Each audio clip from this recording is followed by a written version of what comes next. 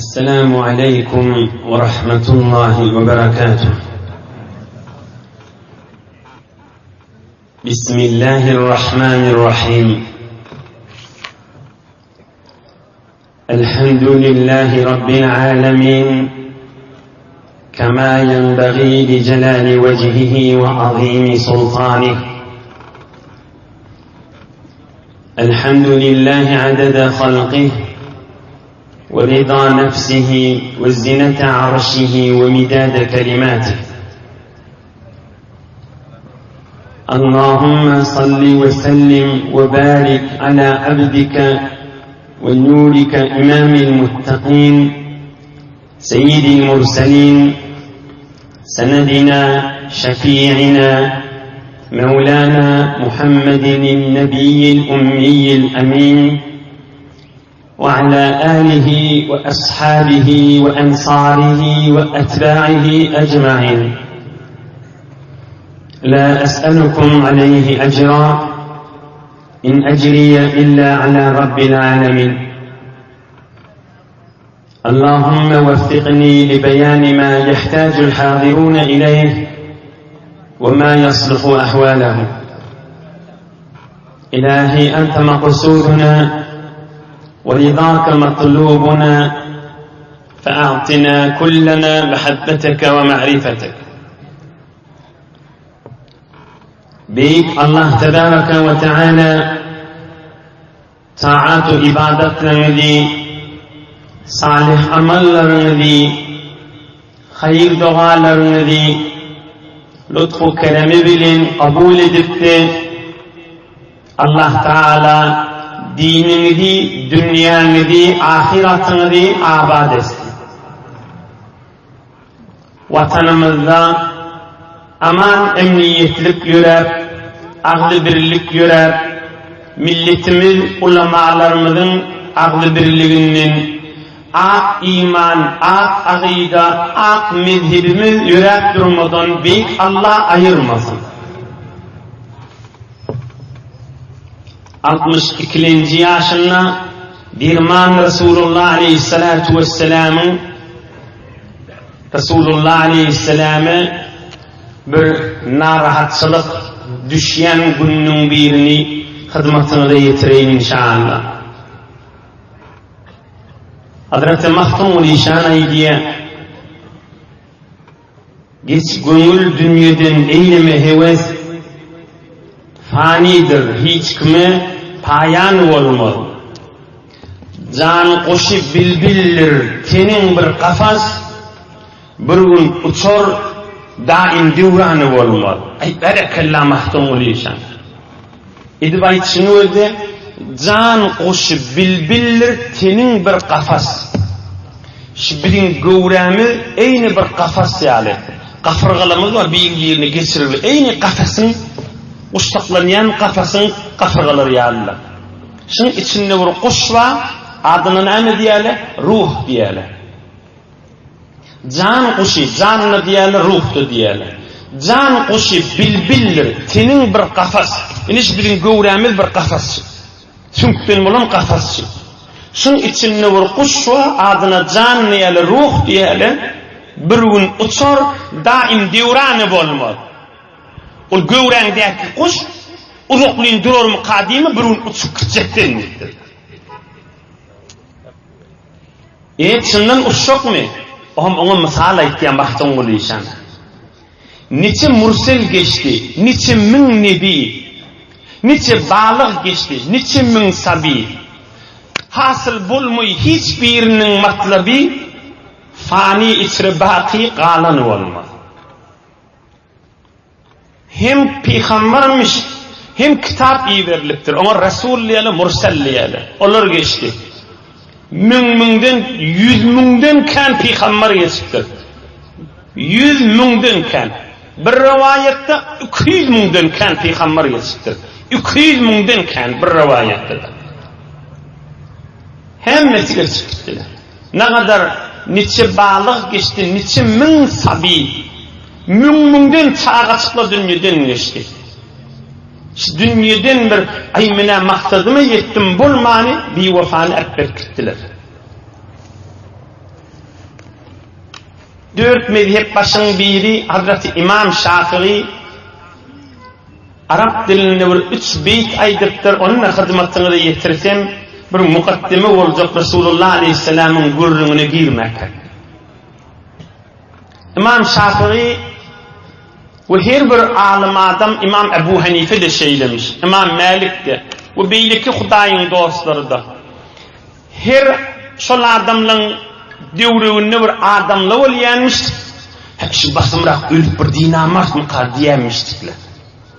İmam Şafii de mezhep başının biri bana da bir toğur adamla idinden ya yüzünü kipleyeli olmalı. Şulardan bir ülse bir dinasak diyemiş. Ölmez mi kanş? Ölmeyen sen ne şöyle konfudayın doğasına şey diyemiştikler.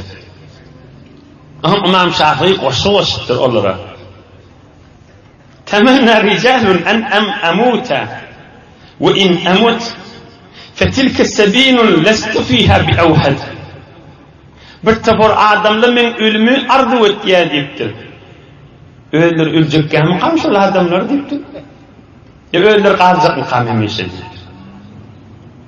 وَمَا مَوْتُ مَنْ قَدْ مَاتَ قَبْلِي بِظَاهِرٍ وَلَا عَيْشُ مَنْ قَدْ عَاشَ بَعْدُ بِمُخَلَّدٍ. Ölüp gideni verin on kim olduğu değerliktir. Sonra kalanlar da hemişe yaşayacaktır. O kalanlar da gidecek daha deyiptir. Bir adam ölüp gideni verin on kim olduğu değerliktir. Ne on kim olduğu, on kan olduğu diyor yani. Böyle de gidecek deyiptir kalanın. Berde aydılyanlar bir adam veren de olsa, hem medat bilyen de olsa, hem medatın başkarıya bir hatın öleceğini bile nak diyenler Türkmenlerde. Adam hatın öleceği belli derler. Hem medatın başkarıyanlar, ay fakat hatın öleceğini bile nak diyenler. Atavavı Türkmenimizin aydiyen kesir. Ama ahirki beytini İmam Şafii yaydıptır. Leallellezî yercu fenâi ve yetta'î bihi qabla mevti en yekûne huve radî. Men daşımdan bir tohur bakıyla adamlar ölmüz mü kadiye deyiptir. Şayet şol adamı öldü menden önce versin deyiptir. O hatsan gidecek adamın belli değildir deyiptir. Hatsan gideceği belli değildir deyiptir. Hatsan gideceği belli değildir deyiptir. Kullata din adamsı ol, dünya adamsı ol, seni men öldürürnik bilen adamsı olsun. Ulasın nova Allah'ın aydan vakti gitmeliler. Şu bir vakt ölüm yağdığı adama geliye, yani inniminin amal kesiliye de. Ne bir şol kabrinin içinde kaza alıp biliye, ne eda alıp biliye. Adam bu vakti tamam olandan sonra ne bir zadını kaza etip biliye, ne bir zadı eda etip biliye, tamam biliye.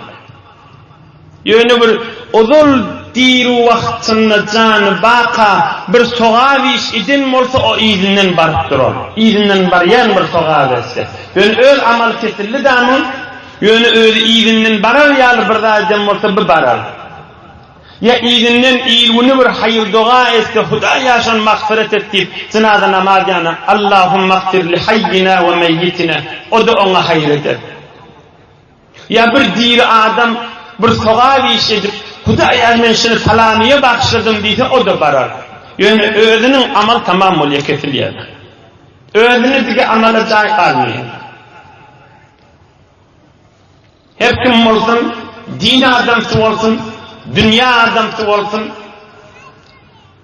düşmanı olsun, yani İmam Şafii yapmış değil, düşman dev olsun, hep bir tutmalar. Sasani padişahlığın tarihini okuydan görün, tarih taberi vardır Farsi, bitir cami tarihinin midir? Husru Perviz Asiyan padişahı. Qiydi Puran padişah olandan son, Azer Miduh padişah oluyor, Qiydi Husru Perviz'in. Bitir bir ovadan, bitir de gözü ovadan zenanımış. Beyni kıvır olukon, dünya adamsının birini öldürünsen, kan adamla uyuşup, Azer Miduh'un beraberine çıkıp, tutup, gözünü dağvası öldürttürler. Şun gözü ovadan deyip, öz ovadanlığına nem kadiye deyip, gözünü demir kızgınması öldürttürler. Emme öldürüldü näçe wagt. Az wagtdan oladı gidipdir. Eser varmış olardyň cemaatla.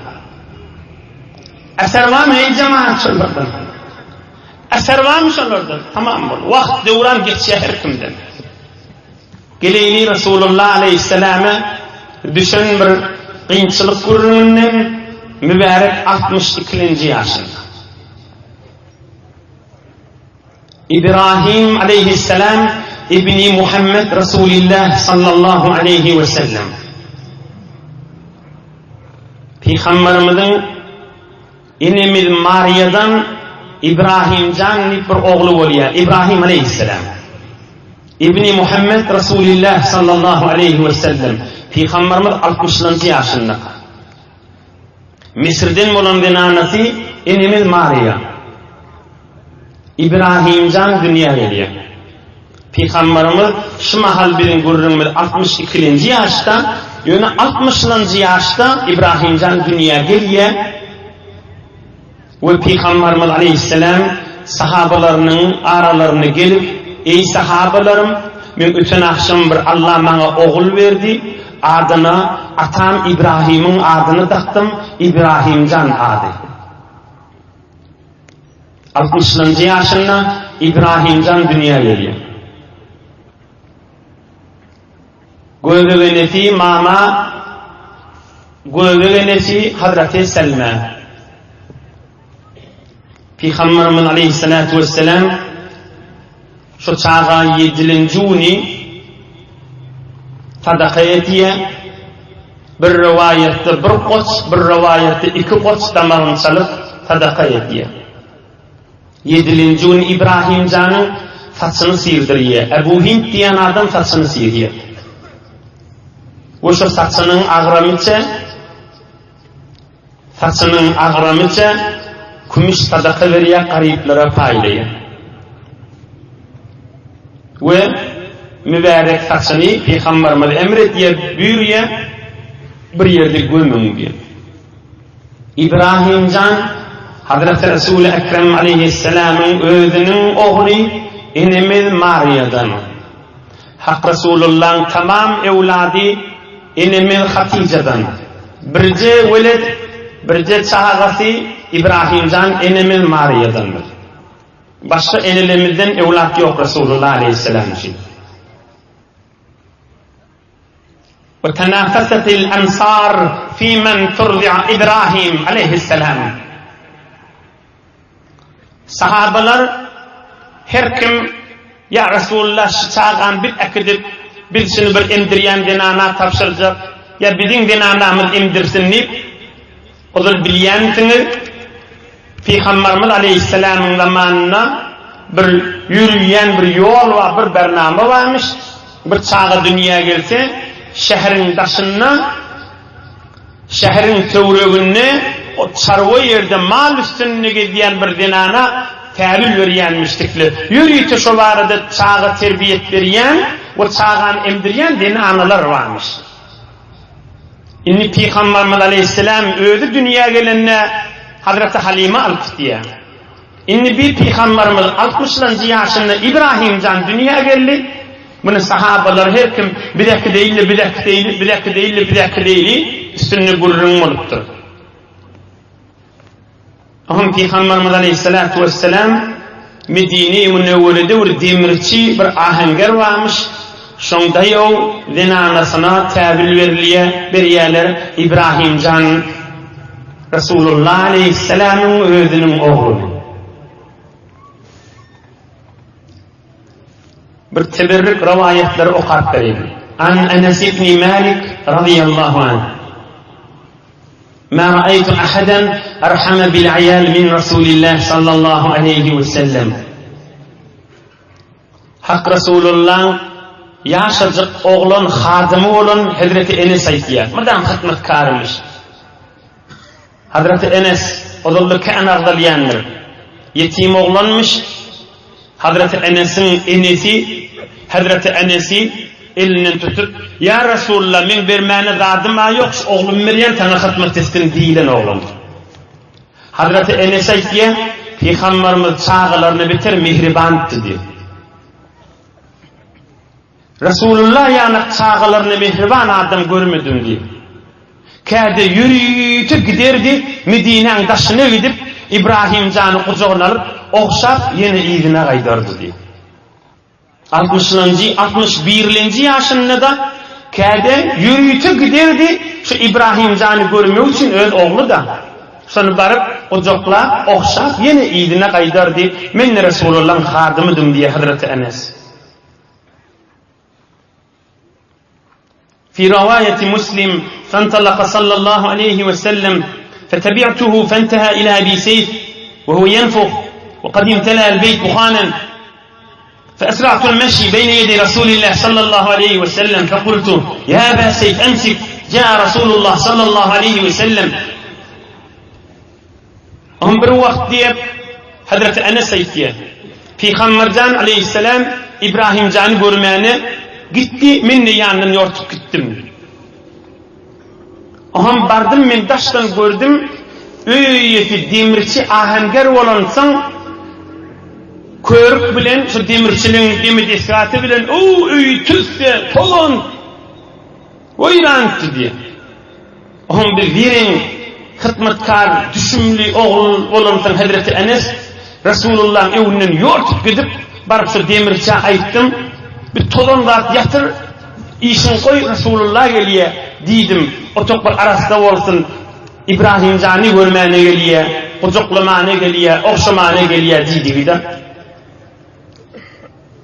Ohum şey diyemde, o yankı demirçi, demedeskatın koydu, o körüğü bilen, tüstüle tuturan, tolonla tuturan, o deskatını koyup, Resulullah Aleyhisselam evinden çıkıp, Peygamberimiz Aleyhisselam öýe girdi, İbrahim canı issadı ve okşadı ve idine yine öwürli diýdi. Ta mübarek 62. yaşa geldi. İbrahim can häzir 2 yaş doldurmadı. Indiriyen anan kucağına terbiyet tasıp barýar. Emyan wagtymış. Häzir 2 yaş doldurmadı. Peygamberimiz 62. yaşta Hazreti Cabir aytýar, Peygamberimiz Aleyhissalatu vesselam Abdurrahman ibn Avf şoň elini tutup yürüş bağlık, hurma bağlık yere gideyli İbrahim can saklanýan yerden.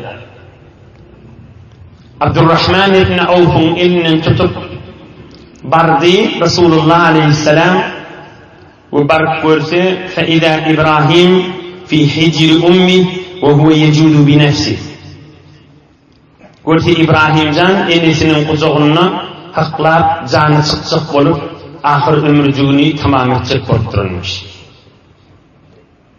فأخذ صلى الله عليه وسلم فوضعه في حجره رسول الله عليه السلام 62. yaşında mübarek ömrünün Resulullah'ın ahırları öldü. İbrahim canın kucağına alıp oham bir derman sözleri aytıptır. Görüptür İbrahim canı çıkıp bariye haklattı. Ya İbrahim, inna la nughni anka min Allah Teala şey'en thumma zarafat aynahu thumma qala sallallahu aleyhi ve sellem يا إبراهيم إنا لا نغني عنك من الله تعالى شيئا ثم ذرفت عيناه أهم في خمرمز عليه الصلاة والسلام mübarek kucağına İbrahim can oğlunu kucağına alıp biliptir canı çıkıp barıya aydıptır. Ey İbrahim can, acal var adam men elimden rak gelyen derdir. Şey deydi, o mübarek gözlerinin dumu dükmana durdu. Aham yine aytti, ey İbrahim can, men elimden acal var adam rak gelyenlerdir deydi. O gözünden yine yaş akmana durdu.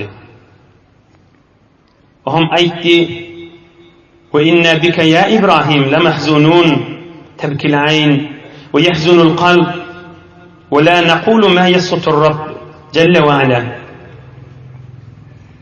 Ey İbrahim, sen dünyadan geçtin ya geçip baryan, Men yüreğim hewre sana narahat.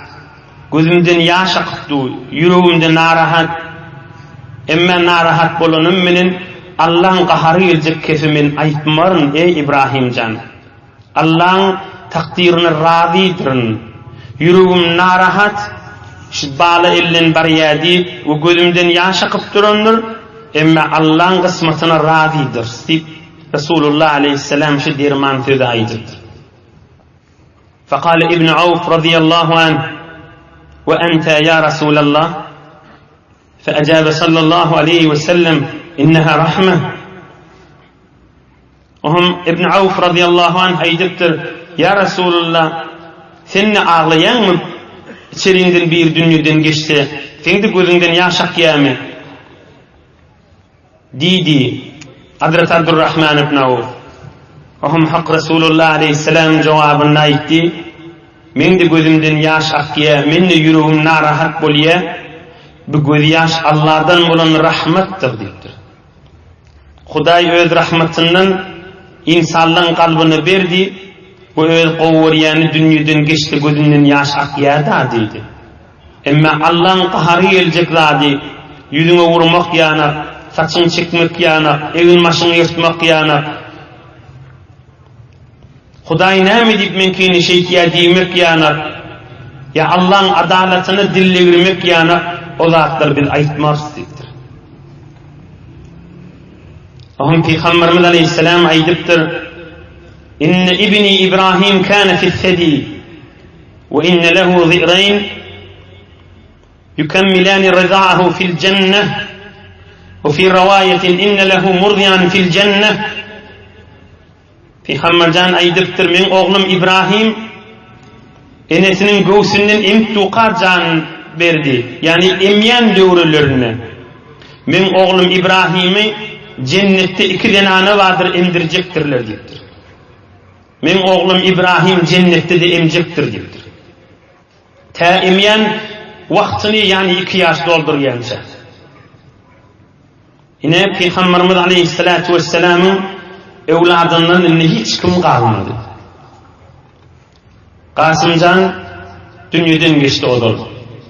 Enemel Hatice'den. Abdullahcan dünyadan geçti. Enemel Hatice'den. Abdullahcan'ın Tahircan, Tayyipcan diye lakabı vardır. Zeynep dünyadan geçti. Enemel Hatice'den. Hazreti Zeynep selamullahi aleyha. Hazreti Ruqya dünyadan geçti. Selamullahi aleyha. Hazreti Ummu Kulsum dünyadan geçti. Tamam evladı dünyadan geçti. 62. yaşında şımak Peygamberimiz. Birci gıyri galli, o da Kulfe gıyri, Hazreti Fatima Zehra, selamullahi aleyha. Peygamberimiz mübarek ömrü tamam bolýança hem bir çağılıp dünyadan geçýärdir. Birci Hazreti Fatima galli, Hazreti Fatima da Peygamberimizden 6 ay sonra dünyadan geçýär. 6 ay sonra.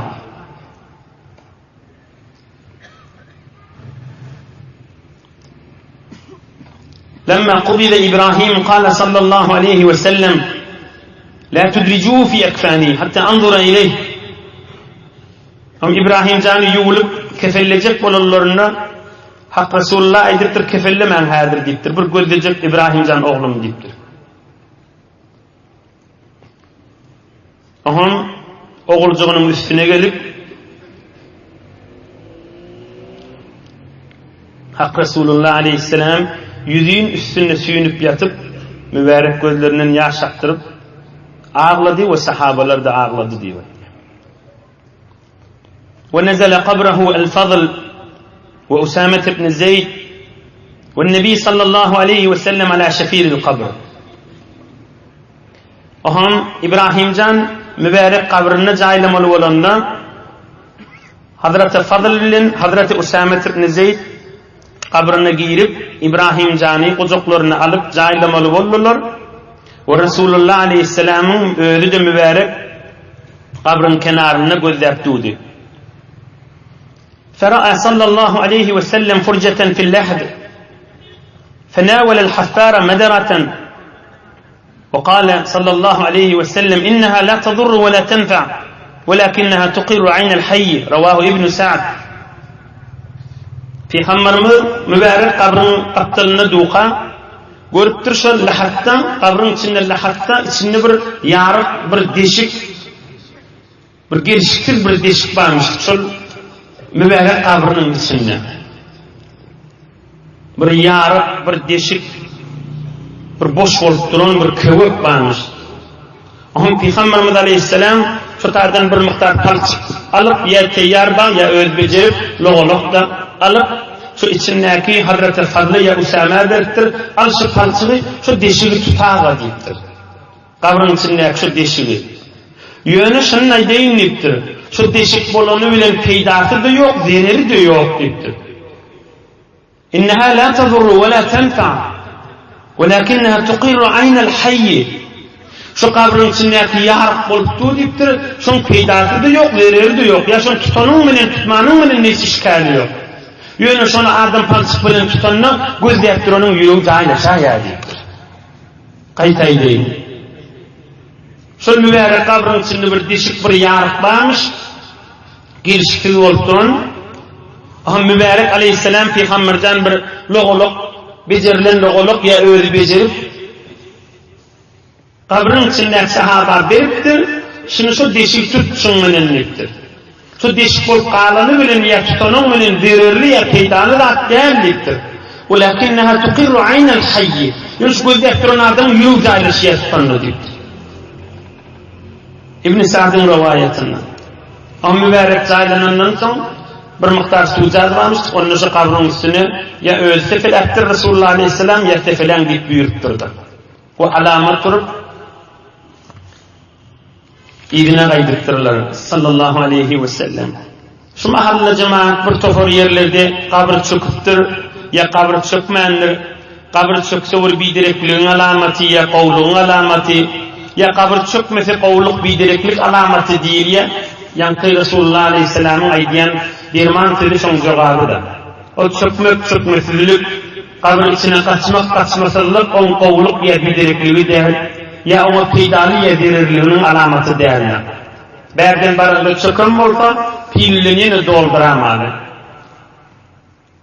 Onun maşa soruları olacak olsa, elhamdülillah ulamalarımızken savaş maslahatlaşamadı. Yine Resulullah Aleyhisselatü Vesselam'dan ey cemaat, çağılır dünyadan geçen Müslüman ayal ve erkek doğan, çağılır şu mahalda, ya çağısı dünya gelmedik. Resulullah Aleyhisselatü Vesselam tamam çağılarını baka ellenmektir. Fakat Hazreti Fatıma Galiye, o da Peygamberimiz Aleyhisselatü Vesselam'dan 6 ay sonra dünyeden geçerdi, yanında geçti uzun. İnsan Allah'ın takdirine razı olmak gerektir. Şimdi yaşap veren yerimiz dünyadır ve ekran caydır ve sabrın derecesi uluqolluğu, kıyınçılıklarda da elhamdülillah deyip Allah'a heme yağdaydı hamd eydirin, Allah'a heme yağdaydı şükür dedirin deyip durmak sın Müslümançılıktır. Uluqon Müslümançılık vel kader hayrihi ve şerrihi min Allah Teala. Kan adamlar takdir meseleni soruyorlar. Allah'ın yazgıdını. Men ak cevabını edip vereyim. Ey cemaat, takdir bir iman getirmelidir. Neyinki bahsedilmelidir. Biz Allah'ın takdirine imanımız var. Allah'ın yazgıdı tamam oldu. Şunu inşallah açık bilağayın. Hiçbir adam din okusunun zoru bilin. Din okusken olsa. Aman hevr çoğun alınmış da. Mün yaşata. Mısır'da, Pakistan'da, İran'da, Bukhara'da, Hint'te, hem yerde okuyup duruyordu. Çoğun yer oluptur. Hiç vakit takdiri düşünmedi. Şun arkayın olun. Şun takdir sirru min esrarillahi azze ve celle. Takdir o bir sir Allah biliyor onu. Ve Allah'ın bildiren adamları biliyor. O oku bilen bilinen zat değil ahi. Dünyanın okusu bilen, ya din okusu bilen bilinen zat değil. Bilin deyse de bir yerde dururlar. 3-4 tane takdirden sual edilse oturuvermeli olur. Takdir sirru min esrarillahi azze ve celle. Men takdire cevap verir niti her kim yalan aytgandir. 3-4 tane sorasan oturuvermeli olur. Allah biliyor deyip oturuvermeli olur. Yeni şu çın Müslümançılık vel kadar hayri ve şerri min Allah Teala. İman kelimesini Mekke okudurunna aydılyan kelimeler. Yeni bir ulukon ders ölüm mağarada ey cemaat hacıda edeli yaş oğlullah koca dikkat edelim. Hak Resulullah Aleyhisselam'ın bir dirman sözü var. Teberrük okuyup verin. Ekfiru zikra hâzimil lezzâti فإنكم لا تذكرونه في كثير إلا قلله ولا في قليل إلا كثره رواه النسائي وغيره. Resulullah cana ediptir aleyhissalatu vesselam ey ummetim diptir. Ölüm kanağdan diptir.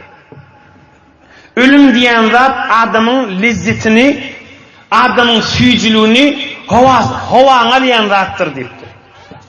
İnşallah men içinin sırrı bilen ve nem dip ilmunumuzuna amal etmeye uşun yolları bilen bile inşallah hizmetine de yetireyim. Peygamberimiz Aleyhisselam aydıptır. Ölümü kanağdan diptir. Eğer qarip halınızda ölümü ağdasanız yüreğiniz giyin yer diptir. Ay dünyedir de geçerdi deyip. Eğer malınız kan olup hever hoş gözeran olsanız da ağzan diptir. Şu dünya geçecektir ha, günaha varamayın ha deyip yine sizin havanız cem eder deyiptir. Havasınız da cem eder, havanız da cem eder. Heme yağdayda ağdan deyiptir. Onun ne mi deyip ağdalmayaşı?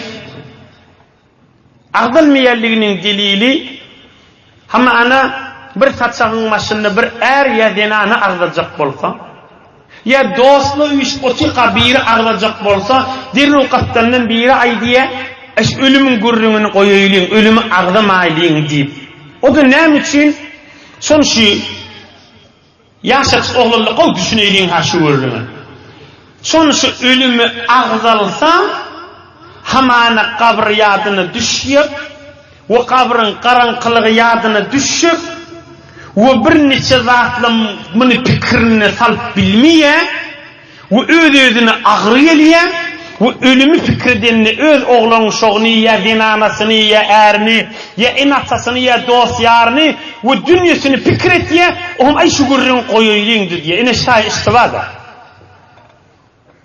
Peygamberimiz Aleyhisselatü Vesselam o dile gidip ağlamalı dimenli rahim onun için şeytan adamları ağlaya hiç kimi ölümü ağladan akta bu gurrun ölümü gurrun etmeyliğin deyitiriye.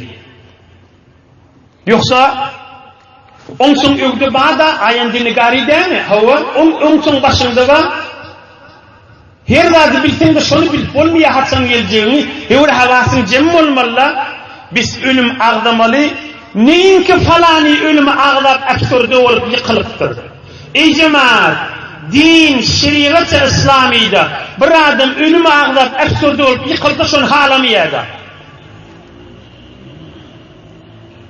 Kadim ulemalar Moğollardan çürüyüm hücrede geziyen ulemalara bir aydiyen bir dersleri var. Ey Moğollu diye. Bu aydiyen gurrumu yirdiğini bilecek olsak Keşf-ı diyen bir o kitap başın mukaddemasına yürüyüte talebi ilimden çürüyüm yaptırır. Ey Moğollu diye. Ölümü kan ağda diye. O idinlem ayt diye. Ey Moğollu ilmin idinle geziyen diye. Ölümü kan ağda dediğim ölümü ağda hovandan kaçıp zırzada yaramanı ıskırdan kaçıp himme ibadetten kalliydiğim değildir ha bunu Huday halamayanlar diye. Yani Peygamberimiz ayttahim ölümü ağlamalı ne için? Şu geçecektir ha onun için men şu oğlunca günahımı etbereyim. Neyin ki absurde olup yıkılıp kalmadan çürüyüm. Neyin ki absurde olup yıkılıp kalmadan çürüyüm. Namaz okuyarlar. Kur'an-ı Kerim'e katlayarlar. Peygamberimiz absurde demiş mi? Yüreği dertten doğrulmuştuk ama gülür yüzlümüştük. Ay men namazı Kur'an'a katlanım meri, men ölüm yadımı düşüyor deyip, gülmeli yerdi gülmeyeni, erinin beraberini gülmeyeni, ayarlı kollarının ağzını gülmeyeni, hemen absurde deydirecek bolup da, halkı da namazı okuyacağın evine geçmeyin. Oğlum beyliki de bir adam gelini yakıyla Kur'an'a ya namaza katlanacak bolsa, ay bolur bir mideni de palanın kıydı yanık bolar mı deydirmeler. Bolur da biz bolacak bolsak Resulullah Aleyhisselam bilin ulgumuz.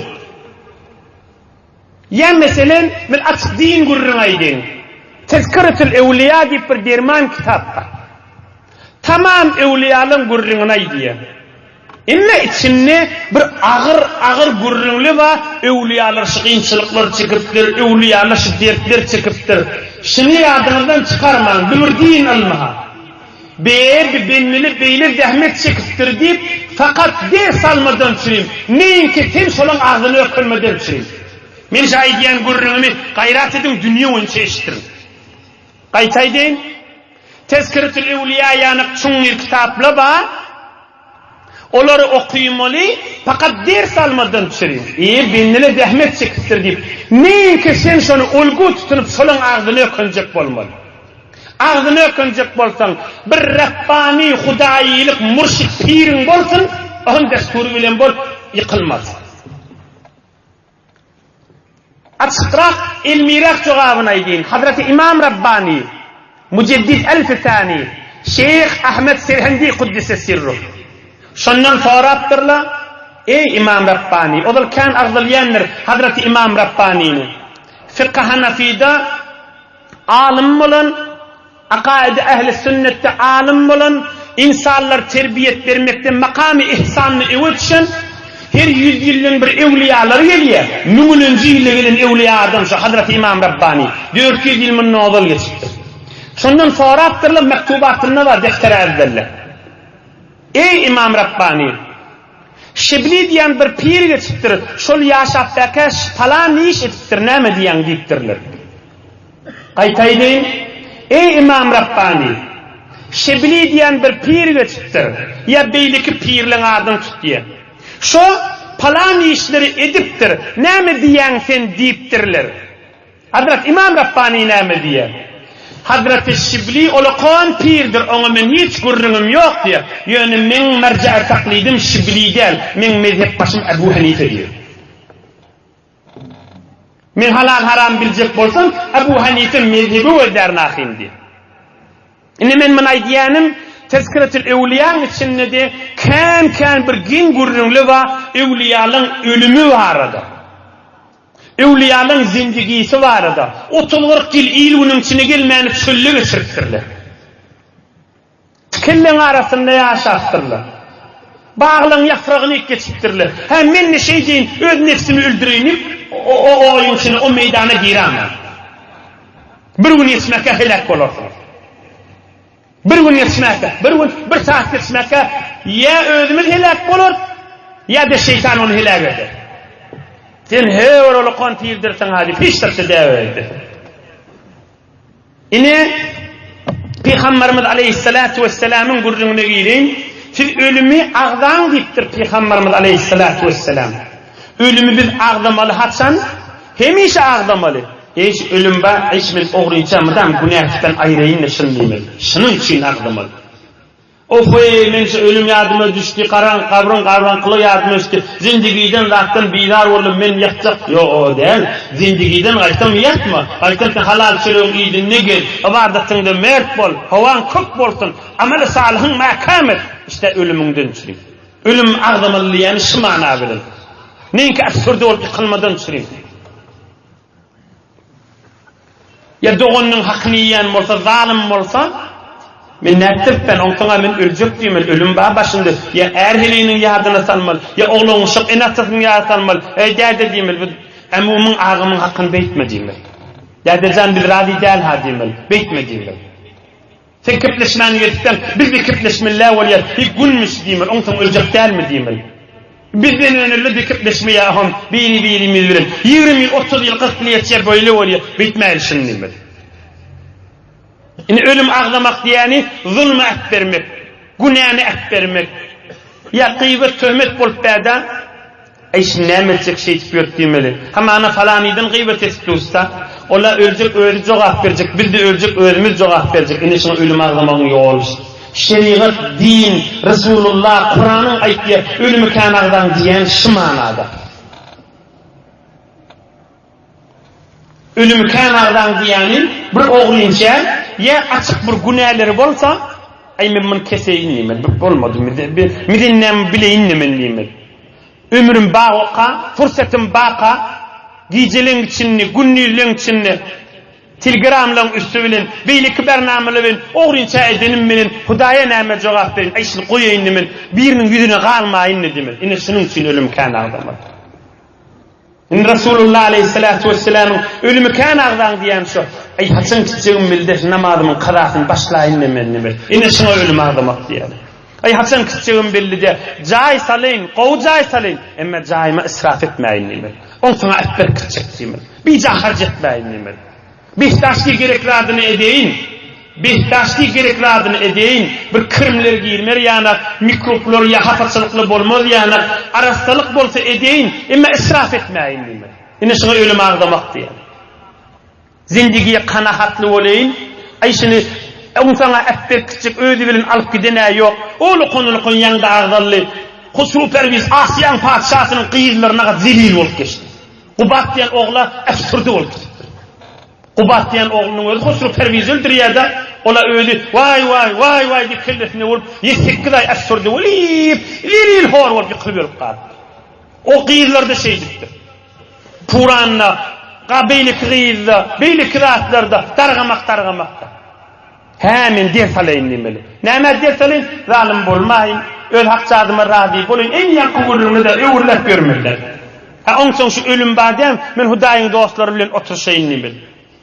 Men Allah'ın dostları bilen oturşaýyn, imanym artdyraýyn demeli. Nurumy artdyraýyn demeli. Şu dünýäni äpberkidende beýleňe bir gerek zatlar bar, şonu ýygnaýyn demeli. Onun bunun yüzünü gözlep, goğununu görjek bolup, ikilim boş gitamaýyn diýdi. Uğru gelip boş gitmek bolamasyn diýdi. Ahiratymy kazanmaň bernamasyny bolaýyn diýdi. Ine şoňa diýäle Resulullah aleyhissalatu vesselam ölümi kanagdan diýilýäniň manasy şu. İbrahimjan Resulullah aleyhissalatu vesselamyň özünün ogly Enemir Mariýadan 60-njy ýaşda dünýä geldi. 62-nji ýaşynda dünýeden geçdi. İbrahim aleyhisselam İbni Muhammed Resulullah sallallahu aleyhi ve sellem. Mundan aňa adama ders gerekdirler. Bir adam peýamber zade Resulullah'ın ogly. Emme ömrü 2 ýylmışdyr. Adam zat mihman sen dünýä öýüne bir gün öý içinde mihman tapylmaz. Şuma har bir öýe bir mihman bolýar-da, bir mihman bolýar, gele kana tamana tügün Qur'an derro çıkdy. Mena hawlyk maşrak diýip. Ene bir tüýtli mihman. Bir mihmanlar bolýar gelpat çaý çykdy bir kase. Bir mihman bolýandyr, jaýyl joturýandyr. Bir mihman 3-4 günlük bolýandyr. Ey mahtun ulyşan näme diýär? 5 günden ýokary mihman evlenmedi. Şu dünýä adam zat mihman sen dünýä öýüne hemmemiz mahal şu dünýä öýüne mihmançylyk etdi. Bir gün öý içinde mihman tapylmaz. Mihmanyňda bir wagt gitmeliler. 1 saatdan gitmeli, 5 saatdan gitmeli, 50 ýyl gitmeli, 20 ýyl gitmeliler. Aýdylan görüňler diniň manasyny görüňdir, kadryny bilin. Allah dünýä we ahiretiňizi abad etsin. Allah ýaşaýyşyňyz nur imandan dolu etsin inşallah. İnniki heftelerde de 62-nji mübarek ýaşda bolan wakalyň ýylyny hyzmatyna ýetirer.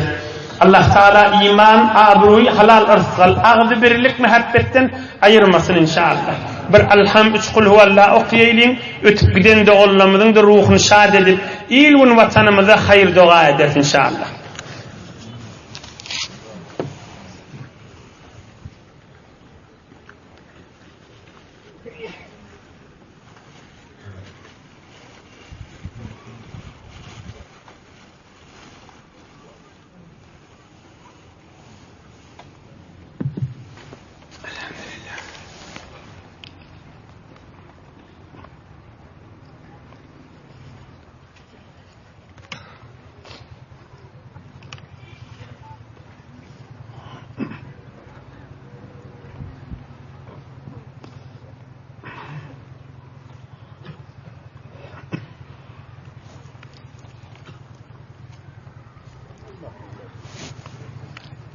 سبحان ربك رب العزة عما يصفون وسلام على المرسلين والحمد لله إله نشان هجا إلهي آمين. كان ختم القرآن الكريم لروا مريض مذوى مشكل مذوى دعاء بيدك إلهي آمين آمين جان هداي دعاء القبول آمين يا مجيب. ختم لر تسبيح تحليل لر أطر لهم أميدوار لرنا بخشت من آمين جان هدا حق رسول الله بخشت ملي شرسنا بخشت ملي مخصوصا إبراهيم جان بخشت إلهي آمين آمين يا مجيب آمين يا إله العالمين آمين يا أرحم الراحمين آمين يا ذا العرش العظيم آمين جان هدا برحمتك يا أرحم الراحمين. السلام عليكم ورحمة الله.